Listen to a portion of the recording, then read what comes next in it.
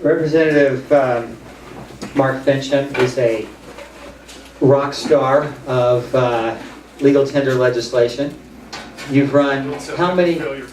Well, I mean, let's just go through some of the credentials here. You've run how many legal tender or specie bills? I want to say probably three. Over a period of quite a few years. Over a period of quite a few years. 3 years.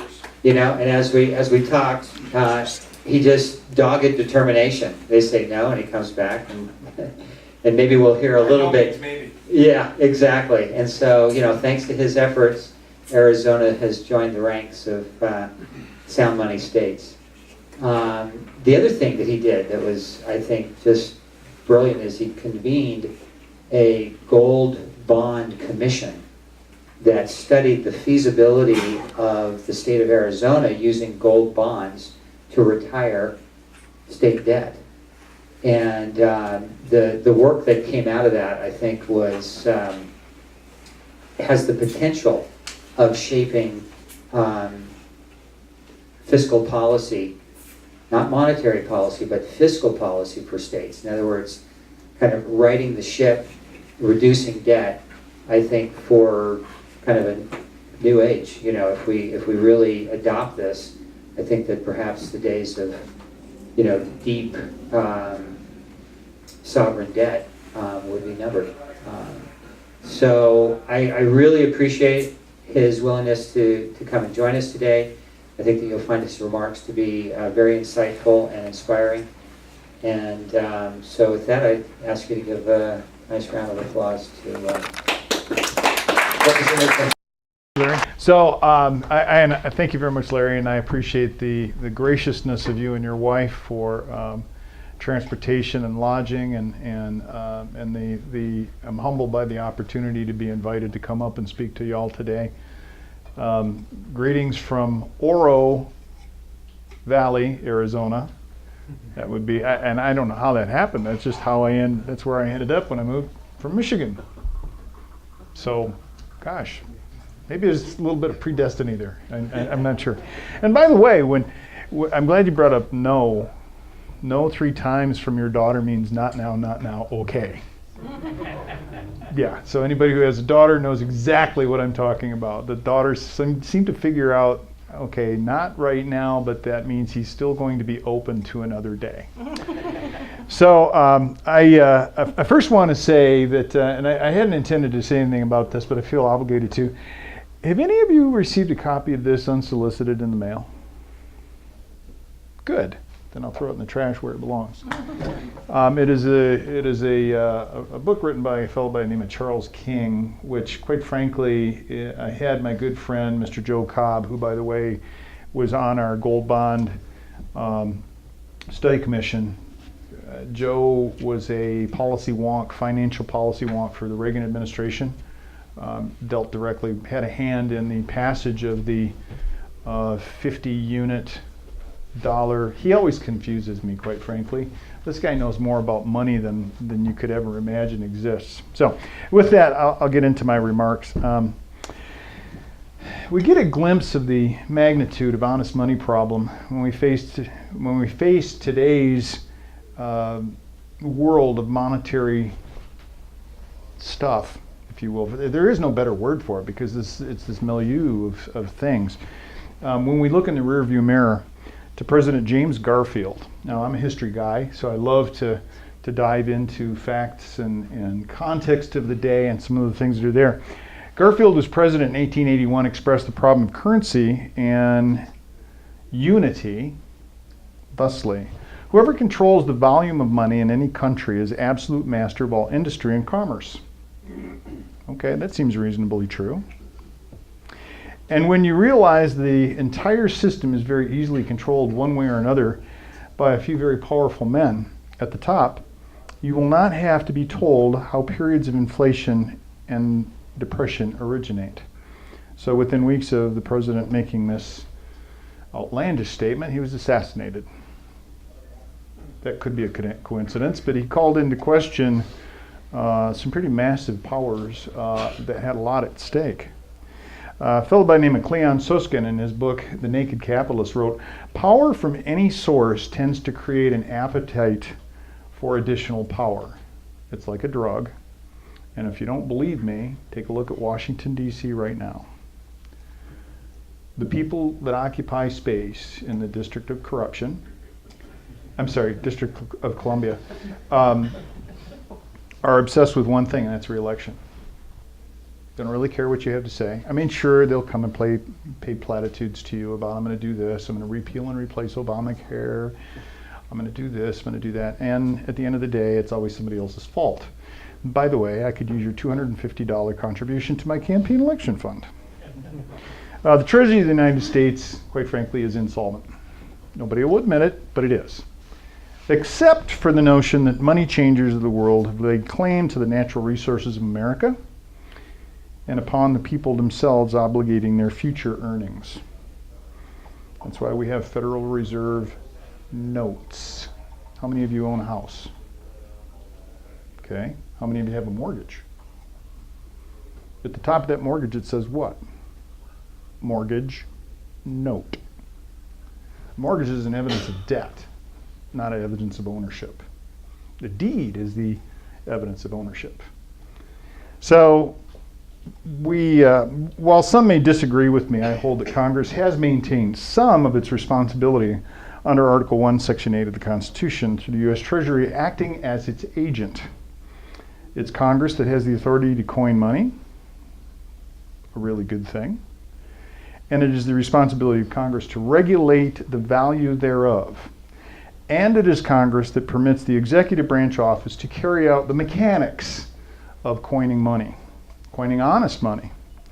However, through a number of legal gymnastics, in fact, the term you used, I love that. I'm going to have to try and really let that soak into my mind about, I'm going to have to revisit the term, quite frankly, when you were speaking to the items that we were voting on just a little while ago. However, through a number of legal gymnastics and most likely illegal and impermissible actions, it is Congress that has also abdicated its second responsibility, and that's to maintain the value of the coins that it's coined.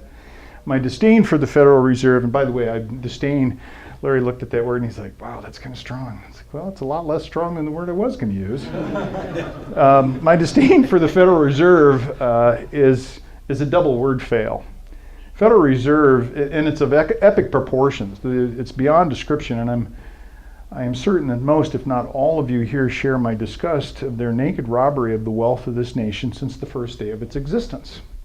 It's not federal, it's a private corporation. And it's not a reserve, because if you go to ask, what do I exchange for this note? They will look at you with a blank stare and say, nothing, except the full faith and credit of the federal government. In fact, Mr. Joe Cobb, I've referenced him before, he said it's nothing more than a unit of accounting measure. That's all it really is. And the Federal Reserve simply lets you pay your tax. It's a get out of jail free card, lets you pay your tax with Federal Reserve notes. So that helps to, and I'll revisit this again in a moment, it helps to give us the understanding of what money really is. It's facilitating the trade of commerce, of services, and of products from one person to another. That's it. From the people to the government, from the government to the people. It's a facilitator. So the issue of honest money actually is a civil rights issue, and I bet you never heard anyone say that before. And if you have, I'm sorry if I've stolen their thunder. As we were forming up this nation through the Revolutionary War, the idea of sovereignty of men was codified. How many attorneys are there in the room? I know of 2, 3. Okay. So you probably get this very clearly, that it is a civil rights issue. As we were forming up this nation through the Revolutionary War, the idea of sovereignty of men was codified. As Martin Armstrong put it, this fundamental change in the focus of rights of the monarch to that of the individual is reflected in Madison's report on the Virginia Resolutions in 1800. It was the American Revolution that changed international law, establishing for the first time jurisdictional law predicated on human rights. It is the people who control their destiny and give power to the states, and then the states to the union of states. Thomas Jefferson is credited with saying, if the American people ever allow private banks to control the issue of their currency, first by inflation, then by deflation, the banks will deprive the people of all property until their children wake up homeless and content their fathers are homeless on the continent that their fathers conquered. The issuing power should be taken from banks and resorted to the people whom it properly belongs. This goes back all the way to our understanding of federalism, of the supreme. In fact, I was talking to some of the folks downstairs. What's the supreme government? Ecclesia. God's government. That's the supreme government that is supposed to be controlling all other forms of government. So after a number of attempts by the Arizona legislature, and I need to depart from my remarks for just a moment and give credit to a fellow who has since passed. His name is Senator Crandall. Senator Crandall ran, I want to say 4 or 5 legal tender bills long before I arrived in the House. And he was making some progress. He was convincing people.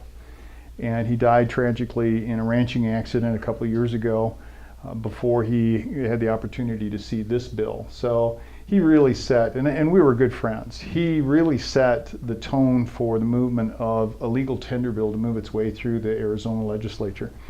But after a number of attempts by the legislature to align our law with the Treasury of the United States law, by recognizing constitutionally authorized coin, honest money, and real property as legal tender for all debts public and private in Arizona, we finally moved a bill through to law. So why do I call coin money real money? And this is a concept that not a lot of people get. Real property, real estate. If you think about money, gold and silver, it is refined earth. It's real property that comes out of the ground. It is portable, refined, highly valued real estate. There's a unique concept. It's real, it's not personal property. Okay, now that turns the whole idea of money upside down and on its head. Because that means that you are now using something that is honest value, not something that has invented value. It seems simple enough that each state, as a sovereign with retained rights to acknowledge or disavow actions of Congress and the federal executive, should be able to act to adopt enabling legislation. Unfortunately not. And that is the curious matter for which broader discussion around real currency versus fiat currency should exist. And I have to also credit Mr. Tom Selgas. Is Tom a member of the board of UPMA? Tom Selgas? Is he a member of the board of UPMA? Tom. Selgas. Yes. Okay. My hat's off to you, Tom. If you haven't seen this thing that he has distributed called Egonomics, you really need to Google it and take a look. So, I don't remember the year, I think it was 1910. An ounce of silver would have bought you 30,000 eggs. Not that you would want to buy 30,000 eggs, but you could also buy a suit, a men's suit, very nice men's suit, with a $20 gold piece. Guess what a nice men's suit costs today? 1,200 Federal Reserve notes. And if you were to go out to any particular website that wants to report on the value of gold, it's somewhere between $1,200 and $1,300 Federal Reserve notes, which is equal to 1 ounce of gold. So isn't it interesting that over 100 years ago, you could buy a men's suit for 1 ounce of gold, and you can buy it today for 1 ounce of gold. So when you have a state treasurer, Representative Ivory, who comes up to you and says, Federal Reserve or gold is too volatile, I would probably point to that fact and say, well, please explain to me then how the volatility of the Federal Reserve note has replaced the involatility of the cost of a suit. You can't answer the question, I'm relatively sure. So House Bill 2014-17 was the bill that I ran, which was successful in making it all the way through 31, 16, and 1. 31 votes in the House, 16 in the Senate, and the signature of the governor makes things law. In HB 2014, we spent, after capital gains, we went after capital gains taxation laid upon exchanges of one type of currency for another. Now, to give you a little bit of history about prior bills, they simply were adopting federal law as state law, which again, as I said, seems to be an easy enough thing, because just because it's federal law doesn't mean it's actually in the state, for example, Arizona revised statutes. What we're trying to do is simply align ourselves with the federal treasury. Apparently, folks found that objectionable. Interesting thing. So we decided to go after something that is even more insidious, and that is capital gains on the exchange of one type of currency for another. So for all this time in the federal government, when you exchange a $20 gold piece for Federal Reserve notes, there's a claim that if you hold it for a year and then you sell it for 100 Federal Reserve notes more, you sell it, they use the term sell, that you've experienced a capital gain of $100. Well, actually, they're taxing inflation. It's not a gain. So let me get this straight. You're going to tax a loss as though it's a gain on something that you don't have legislative authority to tax. You have IRS rule that allows you to tax inflation as a gain. There's a real problem with that. So really what we decided to do is go after the exchange of one specie for another. And in this law, what we did is we put into it specie. The term specie wasn't in Arizona law prior to that. So specie could be anything that we attach value to. So it could be a 1 ounce, 0.999 silver round. It could be a Morgan silver dollar. It could be a silver eagle, a golden eagle, a libertad. It is a specie, each specie unto itself. And the exchange of that money, particularly U.S. currency, excuse me, does not give rise, in Arizona anyhow, to a capital gain or a capital loss. It is simply an exchange of currency, one type for another. So the reason I bring that up is if you were to take a $10 bill and I would exchange that with you for 10 $1 bills, there's no tax assigned to that, right? And there's no tax assigned to that exchange back. So why then would there be a tax assigned to money that is real money versus fiat currency? And it's my understanding that the U.S. Treasurer has started to take interest in this because it has kind of pulled the tarp back on a very serious problem that the Federal Reserve and the U.S. Treasury have.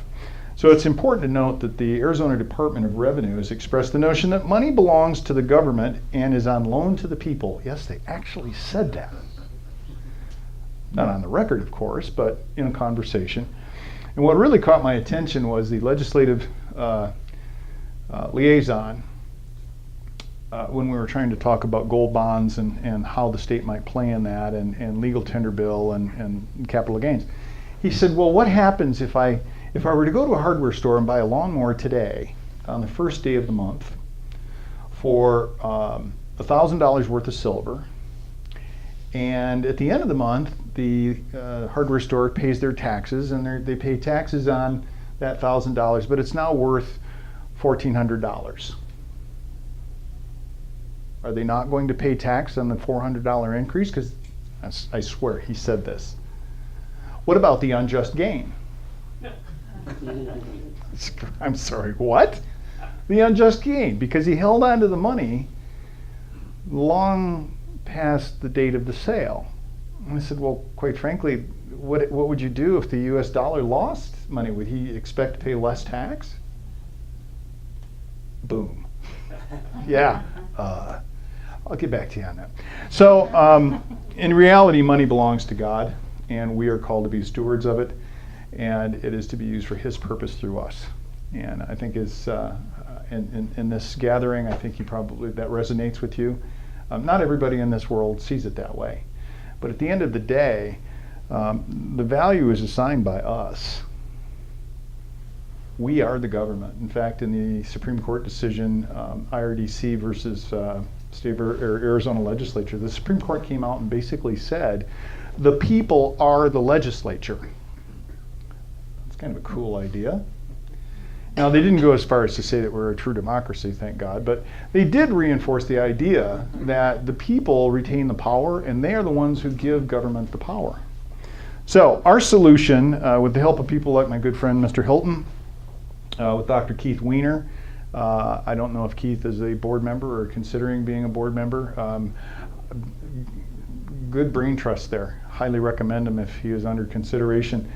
And my very good Reagan era friend Joe Cobb, we developed language that specifically identified the reported capital gain or capital loss as related to federal income tax, and the filing as it flows into the state of Arizona Department of Revenue.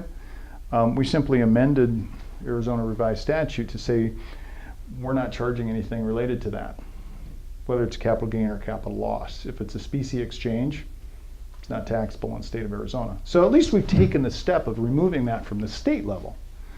Now, if someday we could get a number of states to do that, I would love it, because then the federal government would have to start paying attention to that notion, and we might actually drive state-borne solutions to the federal government. I think that's how this is supposed to work. So the fundamental function of money is to facilitate the exchange of goods and services for valuable consideration. And a Federal Reserve note is no more money than a mortgage note, as I mentioned before. It is really evidence of debt, nothing more, nothing less. It is a powerful demonstration to set 1 ounce of gold next to 12, and then at the time it was 1,286 $1 bills. That was the presentation that we made in front of the Senate Banking Committee. And to a member, they did not understand the volatility of the paper money, the paper notes, until they saw the idea that the Federal Reserve note is tied to the amount of debt that the United States government takes on. The gold is not. And I think that made significant, if you were going to campaign this philosophy to other states, that was a very important move in testimony. And then I'll speak to Dr. Ron Paul in a minute. Dr. Paul looked at it and he said, "You're exactly right, man. That's exactly what's going on." So when 286 of the Federal Reserve notes, say you get an ounce of gold today for $1,200 and tomorrow it's $1,286, Federal Reserve, 286 of those notes are actually a reduction in the power to purchase. It costs more to purchase anything from a cart of groceries. That's why today, I remember when I was a kid, $50 would fill a grocery cart. Today, you're lucky to get milk, eggs, bread, and maybe some meat. Maybe. Excuse me. So, as the first primary sponsor of HB 2014-17, I had the good fortune to catch the attention of Dr. Ron Paul. In fact, I was delighted to have Dr. Paul fly into Phoenix. Thank you very much, Larry. Excuse me. Fly into Phoenix the night before the Senate hearing, and we had a great conversation on. He flew in to be an advocate of my bill. Read through it, called me on the phone a couple times, said, "Look, I want to make sure that this is exactly what I want to make sure I've got clarity on what you're doing here." And as I walked him through the bill, he got even more excited and said, "I will be there to advocate for your bill." In fact, started to make phone calls to every one of the legislators, contacted the governor's office, contacted the, as I understand, state treasurer as well. And during the conversation over dinner, he also brought up the idea of competitive currency. And he said, "Look, with the introduction of blockchain technology, with a public ledger, with honest money that is relatable to everything from Bitcoin to ethereal. There's got to be a dozen of these things out there now. People that are using a currency to transact business. They're not banks. They're associations. They're cooperatives. They're groups of people who have banded together to say, listen, you've got something of value. I've got something you are willing to accept in exchange. Commerce happens. It's not something that has to be dictated by a central bank or by a central planning agency or by the White House or Congress or even the state legislature. This is a private matter between two parties.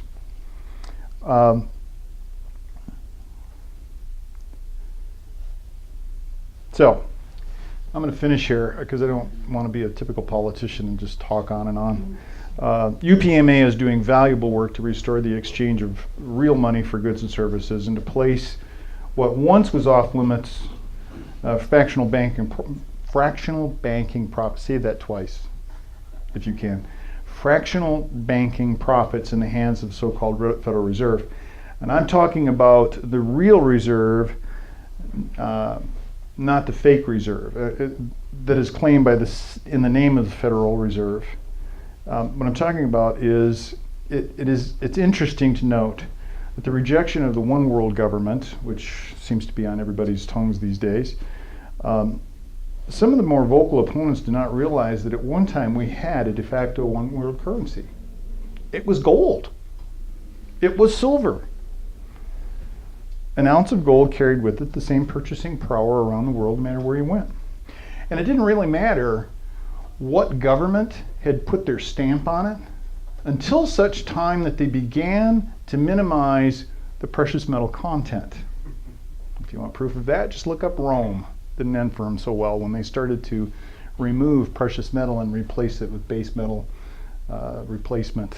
Got to the point where they actually took the coins of the day and dipped them in silver.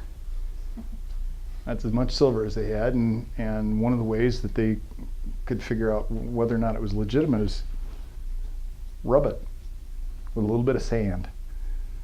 And you could see, oh, that's really copper. Yeah. So, beg pardon? So the Romans did that first? Yeah. So whether it is associations with gold and silver deposits, the process, the transfer of real money, or blockchain technology that facilitates the ebb and flow of real accounting, or real wealth accounting, I predict that the days of centralized banking are numbered. The days of Federal Reserve Bank as we know it and its artificial controls over interest and inflation will come to an end when honest money pushes 51% of fiat currency that is currently in circulation out of the marketplace.